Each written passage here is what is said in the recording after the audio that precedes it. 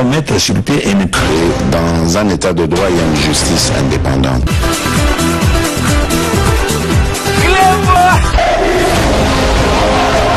Ce n'est pas pour rien qu'il faut des conseils.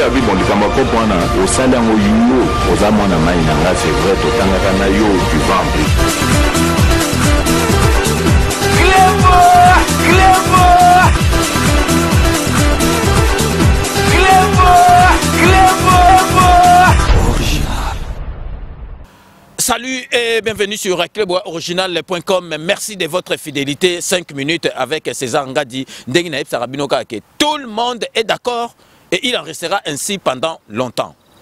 5 minutes à l'élo avant Nabanda Yango nazo tenir vraiment ko remercier Bino parce que base Yangonde Makambu. Donc vraiment bateau balandaka 5 minutes message ezali koleka donc au vu il y a ba nombre de vues na ba commentaires donc tout le monde pensa que message ezali malamu donc grâce na Bino donc to zalaka liboso na Bino parce que ezali facilité donc to la kate ba pongi na biso koma mike pour nous informer Bino ceux qui retour ezali malamu ezalaka malamu mingi. Donc 5 minutes à l'élo avant to banda yango tozali koyebisa bino lisolo moko nakanisi pe bato ebele bakozala choqué parce que ngai moko ntango na apprendre yango na équipe technique mobimba ya lelo Chouami Doudou Swami Doudoulé donc tozali choqué parce que makambo abo ekoki kosalema te na mboka ya Félix Antoine Tshisekedi makambo abo to bandoko mona yango na l'air Kanambe mais makambo boye ndengi président bomona ki alobaki yesoka bandi chantier ba chantier inachevé kozala te donc ce qui peut président de la République alobi likambo il faut suivi ezala président de la République azala partout te abando kendenga kendek parce que fakwa ya Kamere atini président akoma okende tina baso de mouton revisiter mais ce qui likambo président apesi accord donc il faut ezala suivi awa to beta sete mingi na PDG ce qui DG ya RTNC donc ce qui to moni mutu kombo Kabila donc il aime sous kombo elandaka pena makamba batu yangwana donc batu mususu ce qui ba bandi ko changer ba PDG il faut ba kende donc tozali ko lobela bino boyeba boyoka ki to lobela ki binongo awa na 5 minutes avec César Ngadi ke Lukunku Sampu Benoît Lukunku Sampu o apesa ki bilengi nyoso tout ndenge bomona biso to lata bo isala ke lengi parce que yepa bando ko lata bo o apesa télé Zaïre et lengi na kini show na kini kese bozomona donc vraiment donc journaliste soka yambi batu donc ozomona penza ke invité azali ko respecter yango ezalaka susu mingi te ozomona penza ke donc journaliste alati kitoko azoloba kitoko do makamutu kitoko ba masane ba lwambo ba tabule tango ba yo bozomona penza bazo solo la kitoko to yebisa ki bino ke atika ki biso gouvernement ndenge l'état congolais sengaki il fallait bazwa cornaye ezonga na mboka na biso parce que bakwa ko kunde n'Espagne te Botala kaka donc journaliste munene star de la télévision congolaise ou appelle ça bilengi na télé Zaïre donc akufaki ndenge fallait bazoyer ba memako na kisasa ba ke no kunda l'état azwaki makamunyo surtout alobaki arozango en charge donc ambassade tindi mukanda na kisasa ndenge tozali kolobela bino c'est choquant ndenge tozali kolobela bino sikoyo mwasi na ye avandika kana se donc ndenge tozoloba corps na ye kilelo ekendate Baroloba o écoutanaki na makambo coronavirus non c'est pas ça parce qu'akufaki avant makambo ya ba coronavirus parce que écouta oh non écoutane non bokot ça coûte makambo coronavirus te de ndengi tozali kolobela bino lelo boyeba ke corps ya Lukunku Sampu ezali toujours en Espagne na ba docteur ba komi ko baye bayebi ku de loro nini basa na corps te soki bakunda ngokuna ti lelo donc suite ezate ambassade tinda Bama solo na Kisasa donc président de la République azali kuna na bureau nae na donc ezali makambo ya ministre ya culture et art na surtout DG ya RTNC donc na yebite ce qui bozo sala Lukunku Sampu boy o penza aye apesa ge sengo bilengi na RTNC o ezaki télé Zaïre na yebite ce qui PDG azali kuna azamukolo yebi ba makambo na ndengi bozo sala sabotage na moto lelo biso tozaka modèle. Et ça dit passe na ma mais on a les gars qui avant to bande émission n'a partagé nouvelle et comme esika 5 minutes et comme katina likolo baibake kora Lukunku Sampu tilelo et kangama et vanda nango kuna n'Espagne moi si na yazali na se webi so africain tango kor na no bakundite moi si akoki ko vanda ta zo vanda na se donc batinda ba papinyo surtout et loko moko et salamate. Donc tous allez ko senga na ba konjo balandaka 5 minutes en tout cas batala dossier wana ya Lukunku Sampu parce que déconfinement comme ça là donc bazwa moyen ba yeba ceux qui beaucoup même on a qui ça te bo sala ba moyen que ba kunta koro Il y a le Kunku Sampo, Beno le Kunku Sampo, Kuna en Espagne parce que c'est pas normal. Makamba Botoko, comme on a rango, les sous-soutés na mboka o Félix Antoine Tshisekedi azali. Makamba Botoko, normal na l'air à Kanambe. Mais Félix Antoine Tshisekedi azali président oyo, il faut pas te comparer na Kanambe. Donc message yango avant tout pendant 5 minutes. Donc corps il y a le Kunku Sampo tolingi bazulango décision baye bailoko ni bakosala parce que jusqu'à présent ezalika kakuna en Espagne parce que ezalaki prévu que et débat rapatrié na Kisasa. Donc yango na message tolinga iko passer et paye na bino batutu ba comprendre likamuni ni 5 minutes et bandi na émission parce que ezali pas na mawa na motema. Donc avant to côté na sujet na biso il y a lelo. Donc tout ça la transition parce que muto na relaxa bino lelo sikoyo donc azaba jar donc apesa bato elengi na télévision na lingi na yebisa bino parce que musala o internet po bato musuba kansaka o ba konifati o banani donc ngandenge na zalia ba ko pesa nga JT o eleka na RTNC na robeta ngo dada ba pesa nga mission tout na robeta ngo dada o yelinga masolo ya je suis tué il est na robeta ngo dada o yelinga Britandela na robeta dada o yelinga la musique na robeta dada donc sikoyo ba misusu ba ya na makambo internet oyo asombi caméra asombi micro aye akomi ko sala makambo ya buzoba yangona batutu ba sala neti bazora biso les oiseaux du même plumage mais ba catégorie ezali donc nazali ko apprendre bino donc Adi Londolé le célèbre Bokome Dieu azali na kati ya maki azalaki na kati ya maki donc siko nazali ko apprendre bino que Adi Londolé azongeli ba masolo donc aye azongeli ba masolo donc boyebi que tout le monde est d'accord que Adi Londolé c'est un professionnel. Adi Londolé musala na ye donc azalaki na maki atikaki na batu mususu basala ba masolo boye baki Adi Londolé le célèbre Bokome Dieu azongeli masolo ya internet ya be mission na ye ya za polyvalent a la politique a la musique a la divers a la nyoso tout donc bato ba bando sala net maseki ba baki petit danga Adi Londolé le célèbre Bokome Dieu azongeli masolo. Donc à zongeli masolo donc nazo la kisabino botala bande annonce ya be mission na ye donc boyebake Adi Londolé le célèbre Bokome Dieu à zongeli masolo parce que musalo il faut tout tirer là-bas professionnel. Il faut tout tirer là-bas professionnel donc internet et zongeli botala bande annonce ya Adi Londolé de retour.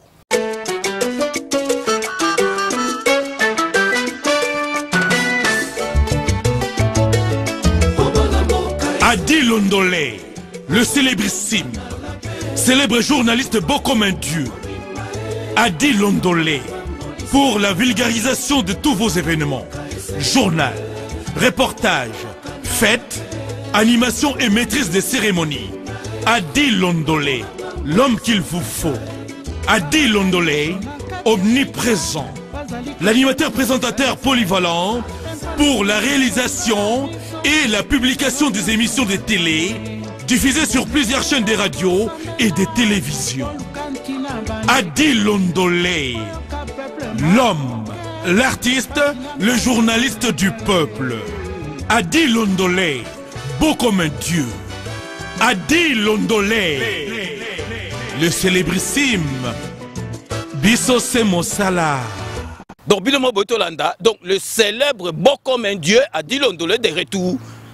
Bomoni na luka sika ye nango na ola sebe na photo aye na luki mususu sika donc Adi Londolé ye bozala déjà ko sepela Adi Londolé azosala ba direct azosala be mission politique azosala be mission musicale azosala be mission diverses nyoso tout donc bobi ka Adi Londolé azali na ba casquette belé donc na zali ko yebisa bino masolo comme ndenge mususu bo prépara déjà que Adi Londolé le célèbre Bokome Dieu de retour a petit nanga Adi Londolé sala bango masolo dit donc vraiment na c'est la question na eu côté a petit nanga sali bo ngana beti côté donc Adi Londolé donc de retour bo zala déjà ko bongama bo sepela donc nouvelle yangwana na linga lope sabino sikoto koti na sujet na biso oyo ya lelo oyo ya lelo donc comme vous pouvez vous en douter comme il fallait s'y attendre donc tokokaki kolekisa masolo oyo ya kabunte bomonaki conseil constitutionnel et yebsaki parlement bo doser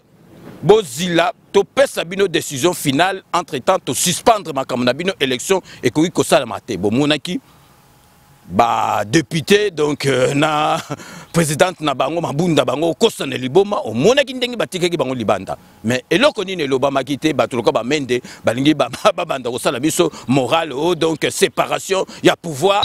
Bon, la police nous empêche d'accéder et nous ne comprenons pas.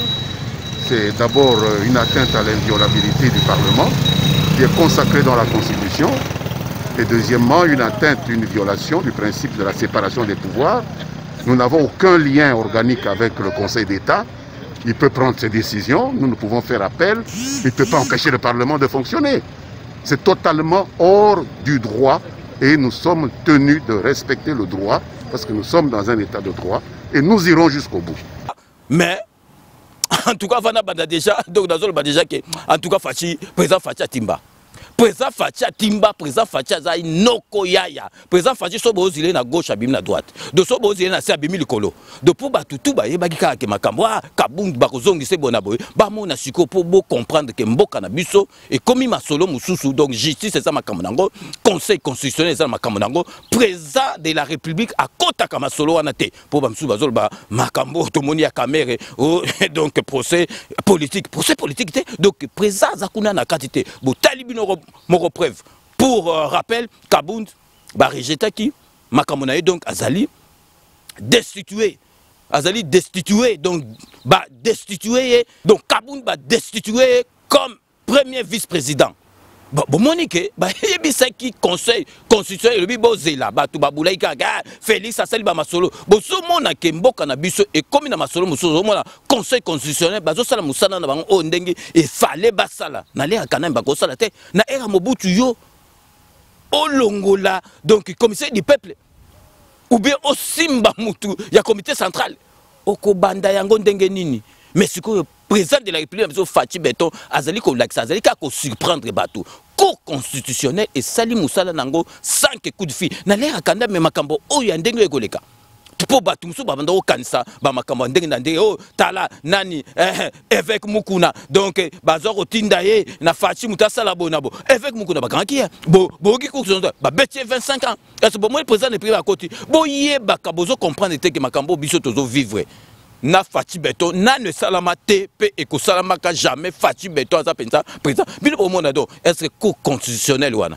ba noma ba on na Fachi Beton si ko so Fachi Beton coup de fil est-ce que Kaboud bango longola ou avec Mukuna bango longola mais pour comprendre que batu bako mesana pour comprendre que Fachi Beton azo s'intéresser na makamba justice te azo s'intéresser na makambo te ke okay kuna bino mutu musubaka omoni biso nde tolo bawa tous bango avec conviction na biso tous ate que ceux qui ndengini so na sala frère tabako ngaya po batu musu ba okansa ke ceux na sala boso na sala likambo na yibi mbongo be na sala bo facha ko côté langa ceux qui bazali yo zali ko kansa ke ozo sala mission pour facha côté la obe fati apesa yo loko longola bulu wana parce que biso tous na conviction tous sala ngote que sans rien penser bato ba okansa ngana sala mission so na kena kini ba sala ngabo so ezala raté masolo na ezate.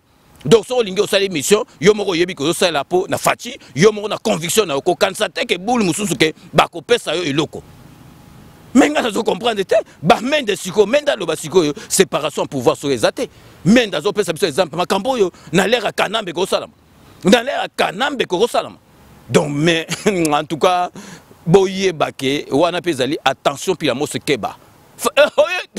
Obi ke Fachi Timba Fachi Azaya ya ko sakanatie Fachi Timba mais bino siko bo sepeli hein bolobi ke donc mabunda gagner bonabo bozo sepela mais boye ba ke film bandi mukolo siko cour constitutionnel et ko pesa raison na IDPS bo fioto lambanga te parce que siko bozo sepela te mais siko yo Fachi Timba Fachi aza mutu moko boy aza grand stratège aza penza politicien grand bino siko bo lakisi parce que bo s'attendait ki Kabound bako réhabilité mais place Fachi azalaka bulo ba boule boye à surprendre tant caméra yibaki mbongo bato bazoli ngatiko ba caméra noki batu bazolo baloba Fachi avandini mais tant ba mbringa ki caméra muto abula kité tala Kabound batu baloba Kabound kaba pan masolo pesi ndenge musu pour comprendre que to zali na masolo ya kosakanata avec Fachi donc bateau bazo bouler dans les passés balongola dans les passés na zo sabino cour constitutionnel wana Fachi mutanoma ki bango ndenge kanamba bando nommé bango Fachi soki ba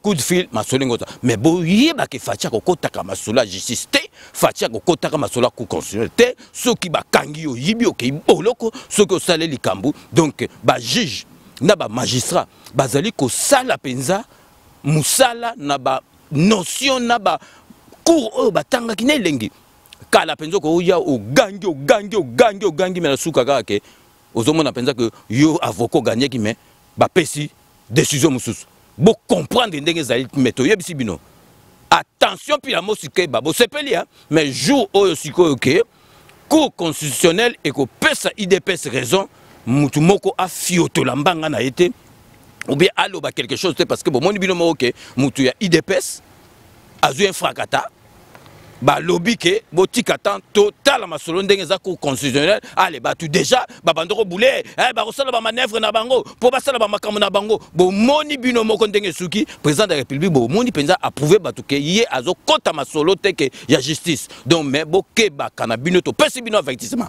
donc attention puis la mosike ba donc jour ke biso siko e comme na kana biso bolé la terre, bolo basu teke, ba côté parce que il fallait tout côté la terre. Il fallait présent quota, à côté ma soloté. Mais tant ou baro katake en faveur na biso, bolo bateke, oh présent à beteke coup de fil. Donc yangwa tongo yeb sabino, boza la calme. Au moni ndeng tozolo babo, boza la calme. Mboka na biso ezali kokena ba solo mususu.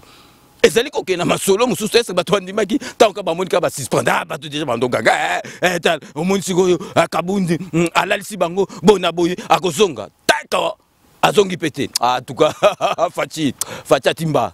Fatia Zanoko Yaya, donc grand stratège parce que Badouso Baozile na gauche, alors na droite, Baozile na centre accueil, na côté Moussoussou. Donc, approuvé Batouké, séparation des pouvoirs, ma solo à justice, ma solo à banini, état liété. Donc, tout marqué pause parce que vous avez que samedi, le 20, rendez-vous avec le Patriote, donc émission Nabiso et Zalakayaba direct, ils allaient 5 minutes en live, mercredi, na vendredi, mais samedi, ils allaient émission P en direct. Rendez-vous avec le Patriote, samedi, Oyo, Tozali na Papicho Chamala, le président, il y a Congo Fort. Donc, Bolanda, bande annonce pour la émission Nabiso, il y a samedi de 14h à 16h.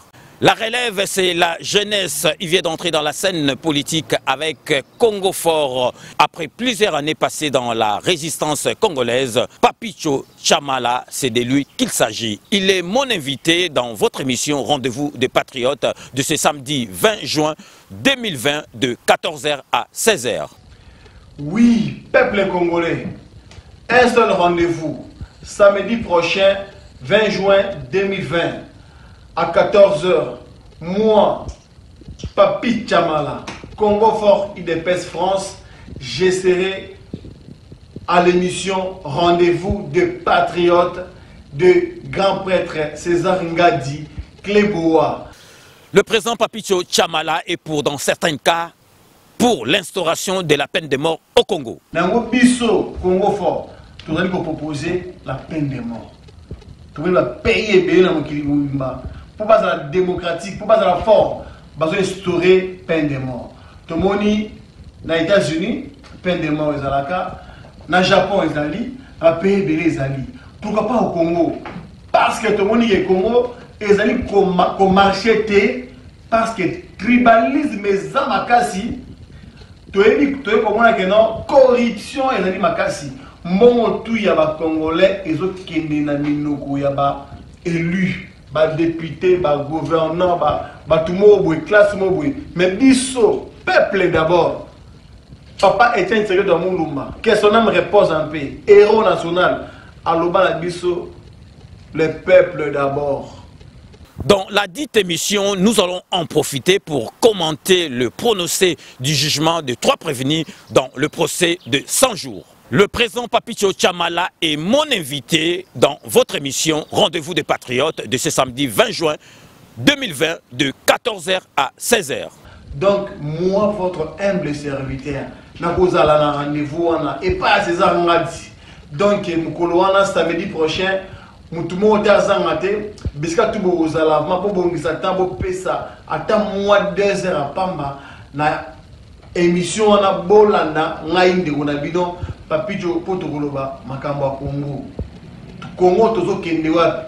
Pourquoi ngai Papicho Chamala nous soutenir président Fachi. Nous soutenir pour un fanatisme, pour une école ou bien pour un donc bozali, ba curieux, bozangate, il faut que la joie n'a pas bon maintenant, boyoka pengai jeunesse. Bozali espoir à l'obia Congo donc tu allons Togoloba, tu vas poser na bino. Présent Papicho Chamala Azali invité Nangaï samedi 20 juin de 14h à 16h dans l'émission Nabino Rendez-vous de Patriotes. Peuple congolais, rendez-vous ezali moko samedi prochain 20 juin 2020 à 14h. Vous n'allez pas à grand prêtre César Ngadi. Bisso mouvement et bisso Congo fort. Pourquoi te créer en haut? Na sens ligne vous créer en haut. Pourquoi? Bisso tous allez structure wana pour soutenir Mokonzi Mboka.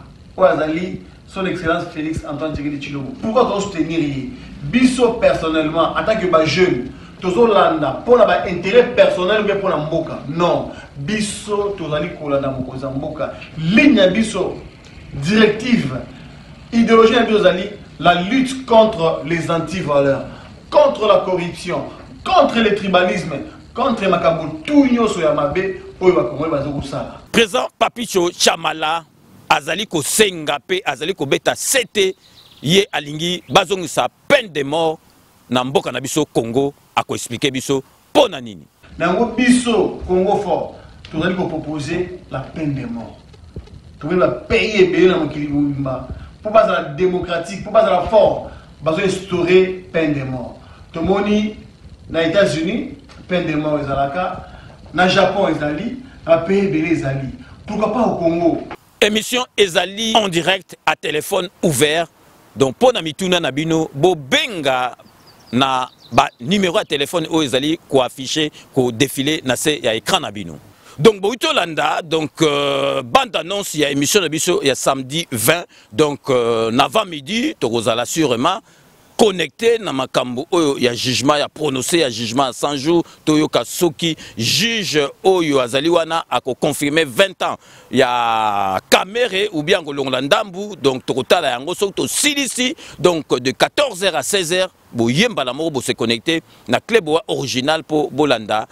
Ndeko na biso ako expliquer batu association o bazali derrière Fatima Moussana bango ni puis batu belé bazali pe ko adhérer na makambo na ye azali ko réclamer peine de mort parce que ezali na ba mboka ebele na ba États-Unis na ba Japon ezali ba mboka ya démocratie mais peine de mort ezali alobi po makambo nsusu ezali koleka na mboka na biso peine de mort efezala ako défendre donc idée na yewana bo benga tozomona déjà na ba commentaire ba tebele baza pouye misu pe bazali contrer donc wana eza idée na ye ya présent Papicho Chamala donc samedi rendez-vous des patriotes de 14h à 16h en direct donc ezali téléphone ouvert donc ba numéro ezali ko défilé na se ya écran na biso bo benga bo poser ba question na bino sikoyo to lingi to rectifier erreur moko et witaki ko salema parce que na zui message ya présidente MDCC donc yem to benga kinga pour aluka ke masolo soke lekika on a 5 minutes ba tout ba ko comprendre bo yokaki ke directeur financier ya maison civile bakanga qui est parce que ça fa quoi donc makamba qui fa quoi ils ont ça na soutien na mboka soko yibi bakangi yo directeur financier ya maison civile bakanga qui est mais problème ezali photo oyo batiaki ya directeur financier wana ezali photo ya ye directeur financier on a comme Célestin Mwambi. Donc mes photos oyo batiaki wana ezali Célestin Mwambité parce que ezalaki dès le départ yangona après sikoyo donc presse nyoso tout ba nyoso ba relé kaka photo wana ba vérifier kité donc oyo batiaki wana na kati ya photo nazali ko lakisa bino donc oyo ayibaki mbongo komo na ye Célestin Mwambi yeyo bozomona na photo mais olie batia photo na ye ba photo oyo bati ezali ya fiyo Ndondoboni azali présent ya Orange azali allié à IDPS donc nazo zongela lisusu directeur financier ya maison civile grand fa quoi bakanga ki ye ole batia photo na ye bati photo ya fiyo Ndondoboni azali président ya parti Orange parti politique Orange ezali allié na IDPS siko nazo lakisa bino botala fa kwa oyo ya directeur financier ya maison civile kombo na Célestin Mwambi elongine yangoyo botala siko olie bacha elongi oyo bango bati elongi ya fiyu Ndondoboni bino moko bozotala kate elongi ya Célestin Mwambi elonga bafa quoi ezola sapeza elonga bafa quoi botala siko elongi ya fiyu Ndondoboni aza elongi moko jovial aza elongi moko ya bato sérieux même si on dit il faut vraiment pas se fier aux apparences mais botala bilongo mi bana zong seli bon moi teke o penza za elongi ba fa quoi ba marque net ba caméra Findo de bon bon penser longimoko sérieux et longimoko n'était pas ya le choami. Donc vraiment erreur wana il fallait vraiment to corriger en gros parce que présidente il y a MDCC donc maman Christine Pinda a bengaki biso lui pensa ceux qui bolobi on a 5 minutes ba tutu ba kozala vraiment content ba yebake erreur salamaki dès le départ si tu moko boto sala ngo publicité té yemu tout sans vérification yango to yebsa rabino botala mingi 5 minutes avec ses engades 5 minutes avec ces angades de l'Obama Makamba solo bon temps Vital Kamere Bakoti Kaye Vital Nabaki Nachi 5 minutes en jeu Vital Kamere so batiki na tiki 5 minutes Vital Kamere abima donc si tu as ceux qui battent musu bazana ba si so ba melar masanga to éviter donc bati photo ya donc et puis kutu donc parti politique il y a MDC bako porter plainte ti au monaki radio Kapipe et Zoaki Kakayango nandengo parce que bazaki sur donc erreur zalaki na photo ya directeur financier o ya Yibi Célestin Mwambi bakamati photo ya Fiyu Ndondo Boni azali président il y a parti politique Orange bati na sika ya Muyibi donc yango to ngai vraiment to rectifier yango pour batu ba comprendre vraiment que ezalaki ndengo na te donc to marquer une courte pause publicitaire. Partenariat oblige boyebi que tous on a partenaire mibalé donc on a un partenaire éternel donc Romain Ilunga les grands traiteurs na Katia Belgique na CPLA TV donc Bolanda bande annonce na bango donc restez connectés sur Clebois Original à tout de suite. CPLA TV et yena makambu ya sikali susu o ba chaîne ya France ezana kati ba chaîne ya Congo ezana kati ba chaîne ya Londres ezana kati au moment makambo ya politique ya sika au parti AA ezana kati au parti BB au CFAIO ezana kati ya CPLA TV bouquet comme ya muke boye o tina poche voyager na ngokeno partout lingi na bouquet na CPLA TV mais ma biso nengozo ma biso wana 4K machine madaka daka CPLA TV. Bienvenue dans le monde de CPLA TV. CPLA TV est le décodeur qui vous permet de suivre les chaînes du Congo en direct de la diaspora.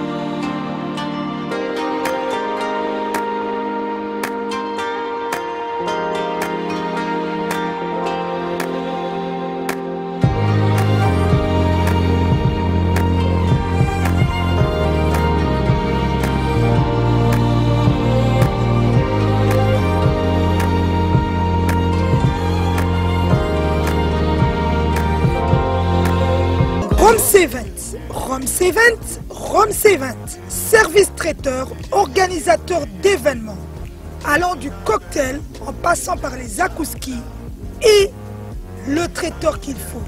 Vous avez toutes les spécialités, africaines, européennes, asiatiques, du monde entier. Quel goût, quelle perfection, quelle propreté. La dégustation est au rendez-vous grâce à Rome C20. Vous savez les contacter au 0032 465 22 11 72. Rome C20, le meilleur dans son domaine.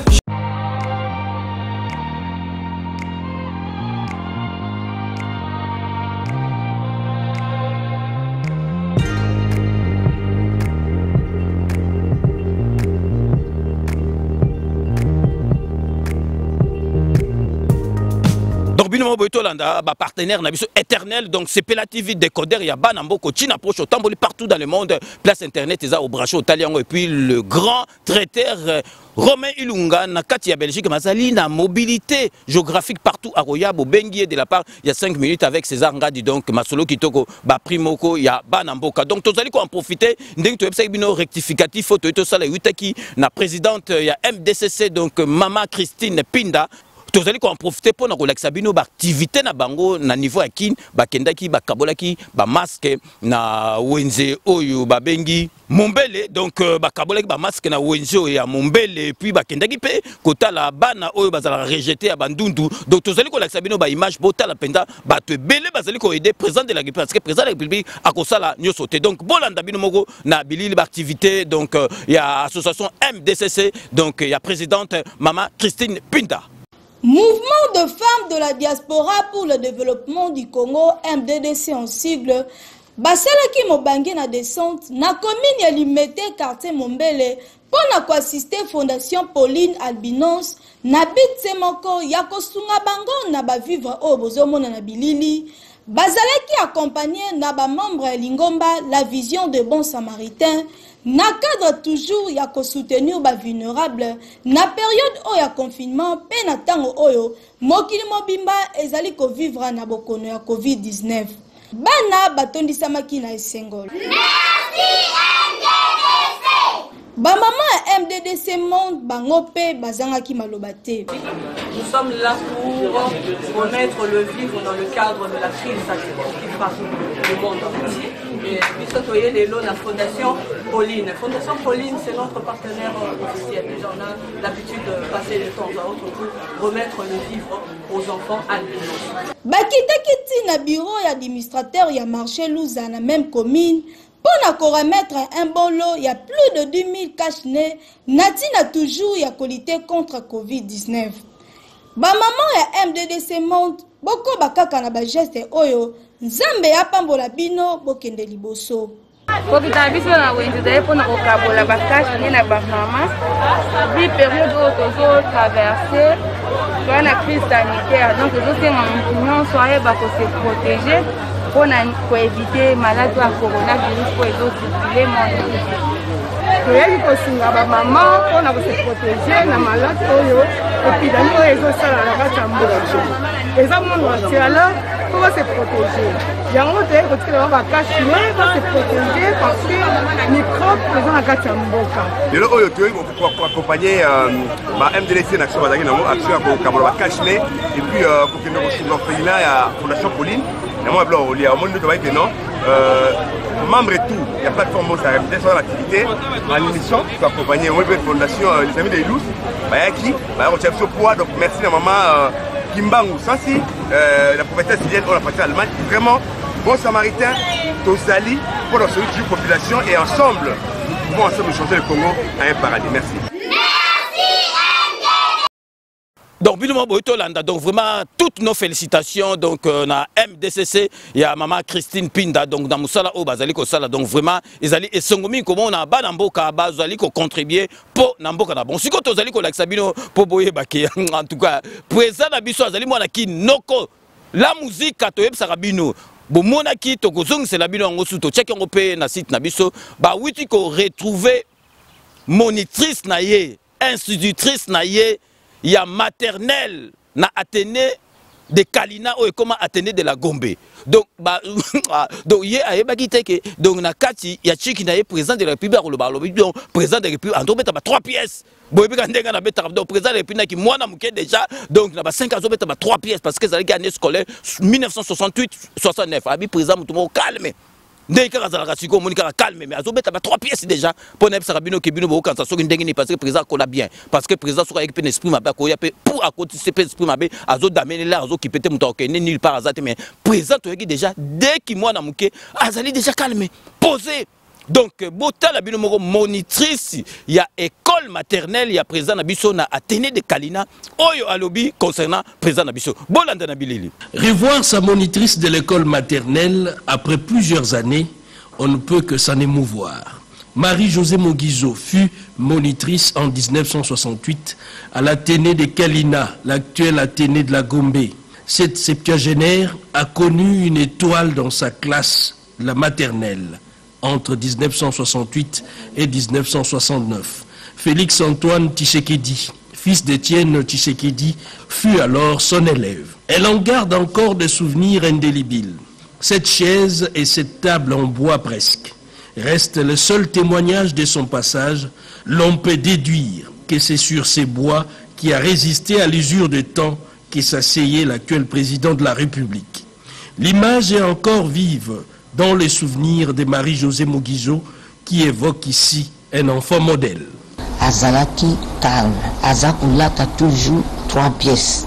Il était calme. En plus, il s'habillait toujours en 3 pièces et très propre. Ce n'était pas un dérangeur. Les enfants de la maternelle dérangent beaucoup, mais pas lui. Félix était déjà à cet âge un modèle. Personnellement, j'ai enseigné plusieurs enfants des personnalités de ce pays. Bana secrétaire général na INSS. Natangisa bana ya Kisombe. Natangisa bana mwana ya Viki Lungumba. Ses souvenirs, elle en a partagé à ses enfants. Elle nous relatait comment il venait à l'école. Il venait toujours en 3 pièces. Parce qu'à l'époque, les élèves ne portaient pas les uniformes comme aujourd'hui. C'était en tenue civile. Voilà, c'est que elle nous disait souvent. Donc, en gros, c'est ça. Maman, de temps en temps, elle nous parlait de Félix Tshisekedi, tant que son enfant qui était à l'école maternelle. Et aujourd'hui, il est devenu président de la République. Nous disons gloire à Dieu. Sa lettre d'affectation de l'école des monitrices de Bokoro dans le Maïndombe, des Sœurs de l'enfance de Jésus, en 1966 à 2020, plusieurs années se sont écoulées et la retraitée n'a jamais touché à ses droits les plus légitimes, sa pension. Marie-Josée Mogizo s'est dit heureuse tout de même d'avoir conduit les premiers pas du premier citoyen de la République. Donc, Bino Mobotolanda, donc, monitrice, il y a président de la République. Mais, Nasuka Lobike, Masolo, il y a ma retraite. Donc, Talaka, monitrice, il y a président de la République. Masolo, ma retraite, bon, ça, on va la moko. Donc, Talaka, moi, encore, si Moutou est dans le vide. Donc, base bandara na école maternelle, Tinine, yem to côté ça. Masolo, na Moutou, est président de la République. Donc, Bino Mobotali, bon, si yo, ezo seksanga, misusu, oyo, balobara mingi mingi. Oh, misusu, soga, wita wapi, donc, papa d'emprunt. Donc, Masolo, tout y a defa. Donc, il y a quoi, mais c'est la biso à monitrice, les mêmes té, d'autres qui t'écoutent dans la maternité, attaque de la primaire. Abi, mais c'est la biso totale. Naba misuso opposant, misuso soit disant opposant, bah, tchaka, bah, makele là. Il faut total la peu, bah, monitrice, nabino, sogata, koufa, toke, na cimetière, total. Tolugi, bah, famille, nae. Donc, président, nabiso, la gisi, donc, moi, ta, on a eu ça, que président Azali, moi, Namboka, Azali, netu, yo, nangai, passe na yo, passe na ye. Vous comprenez? Donc, attends, bah, chiki, moko, biso, to, bandoro, tanga. Donc, vraiment, Azali, est sengoming, to, sengipe, devoir à domicile. Donc, kanambe, bimisa, monitrice, na yo. Donc, pas sur le qu'il y a collège ou bien il y a lycée, comme il y a donc, bimisa, il y a école primaire. Donc, vraiment, Azali est sengoming pour Batouba comprendre que président Azali Namboka Nabiso, Azali président local yo nangai. Donc, vraiment, il y a un nalinga qui n'a partagé l'image Nabino. Donc, vraiment, Azali est sengoming na koye que président Tanga Bachiki, oh, bisope, Tobandaki, ko Tanga. Donc, to comme il a souka émission, donc, et souki penza na esengo. Donc, moni penza, institutrice, monitrice, il y a président de la République, Nabiso, oh, Eza Sengote. Donc, bino moni penza que président Azali, moi, Namboka.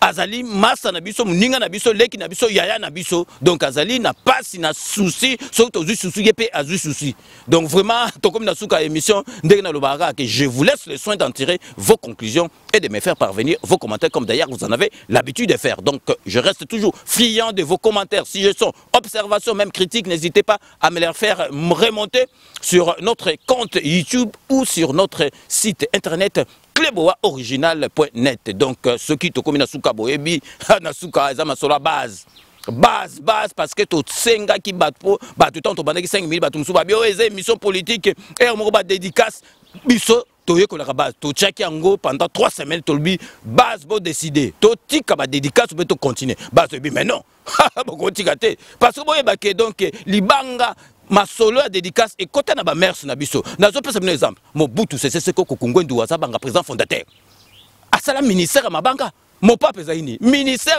ya mabanga ata so to tiki kuna to yi awa Macron basa la 3 jours ou 4 jours ba l'accès na télévision te service de communication benga bino donc et kota na kati ya masolo na biso donc moto amoni ke lem so général ya nto tchaka ngona suka omoni ke bon olongo mais base il faut to remettre parce que omoni ba boulot ye mission oyo et oui tapé na base omoni ka na ye na lobby mais base benga ka et lobby pe makambu ya nto ça donc to banda lelo na ba dédicace to bana pena dédicace parce que caramélisé Chanel, Bobi caramélisé Chanel chroniqueuse na biso azali ka moi na congé sabbatique parce que na 5 minutes avec ses angadi donc Cléboa batu bazorba congé sabbatique donc kalaté azozonga na septembre donc caramélisé Chanel a fêté qui anniversaire na donc tous allez vraiment ko souhaiter bon et joyeux anniversaire donc caramélisé Chanel il faut zonga donc parce que partout bazali vraiment ko Zelayo makasi talaka caramélisé Chanel donc caramélisé bango donc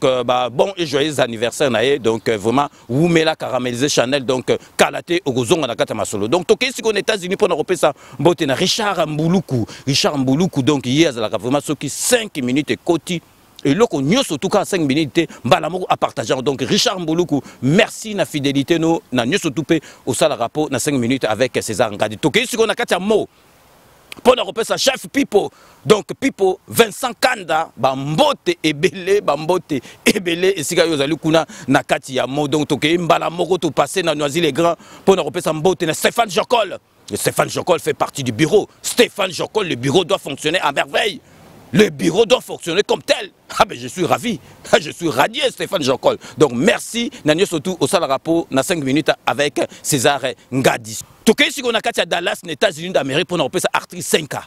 Article 5K, mbote ebele article 5K. Donc merci à trop Nanyo surtout au sala pour na base kuna na kati ya Dallas. Donc si ko toké na kati ya Tunisie, plus précisément na kati ya Tunis pour na repérer sa petite sœur propre. Mbote donc Linda Pemba petite sœur propre. Donc merci à trop Nanyo surtout au sala rapport na 5 minutes avec César Ngadi Mbala moko toké na Kisasa pour na repérer sa Guilhem Massa petit frère propre donc Guilhem Massa mbote ebele parce que yo ozali na Tunisie siko ozali na kati ya Kin donc au boss on a 5 minutes au boss on a président de la République donc mbote ebele esika yo ozali toké siko na kati ya Qatar pour na repérer sa Philippe Moussangilai Philippe na kati ya Qatar mbote ebele esika yo ozali donc mbala moko to enchaîner na José Zabamenga donc merci na esika yo ozali donc merci à trop na fidélité na 5 minutes avec César Ngadi toke sikoyo na kati Espagne pour na repesa donc massa nga Jo Kaïs maître Zabazuba na kati Madrid merci na fidélité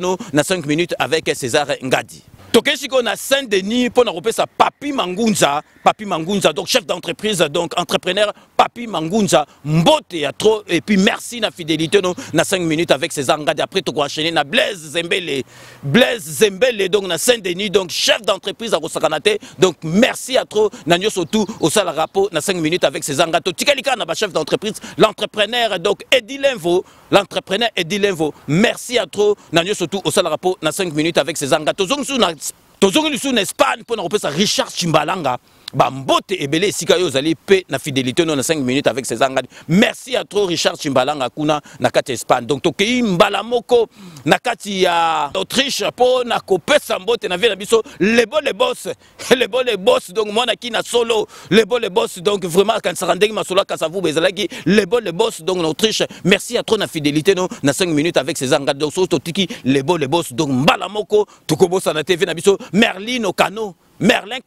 donc Merlin Cano nakati ya Lola nakati ya Bruxelles donc vraiment vient ngana sepela ko moni message na komela ki pour na groupe donc yo tika petit na ote donc Merlin Cano donc merci à trop na nyo surtout au salara na 5 minutes avec César Ngadi toke sikoyo nakati ya London City toko bosalango jamais donc London City Nicolas zo qui paye le choix mité donc José Cano il faut qui paye dossier ya le choix mi donc José Cano qui kakamene donc merci à trop na nyo surtout au salara pour na 5 minutes avec César Ngadi toujours na kati ya London City soto zakuna tokobosa jamais maître Wera Mukuna maître Mwambeme et bimara pamba te donc merci maître Wera Mukuna donc to couper sa mbote mbala moko après Wera Mukuna na maître donc Rajamoule, donc maître Rajamoule, donc merci à trop na fidélité non na 5 minutes avec César Ngadi soto moni maître Wera Muku na mbala moko to salaka allusion na maître Wera Muku na basangana na maître Rajamoule. Sikoto kei na kati ya lola to tika na kati ya lola parce que to zali déjà na kati ya lola avec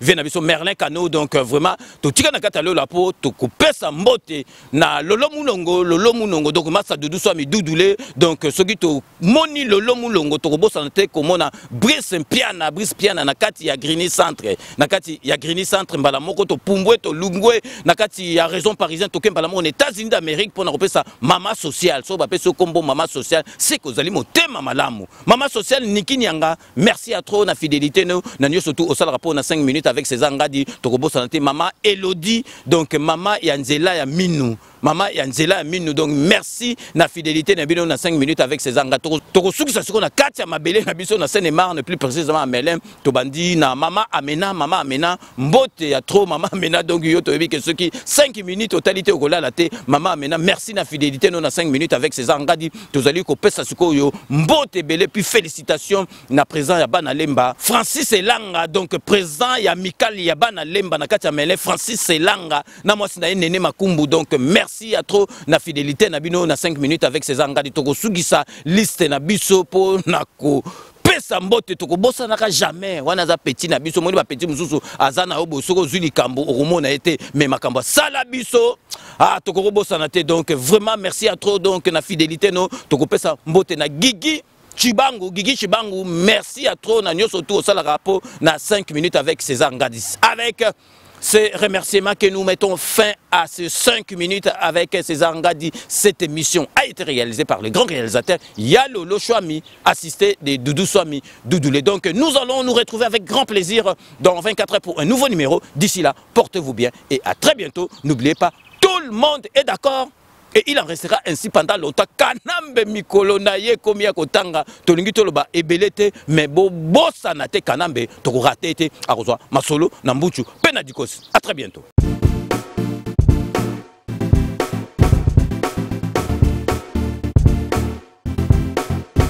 On doit mettre sur pied et dans un état de droit, il y a une justice indépendante.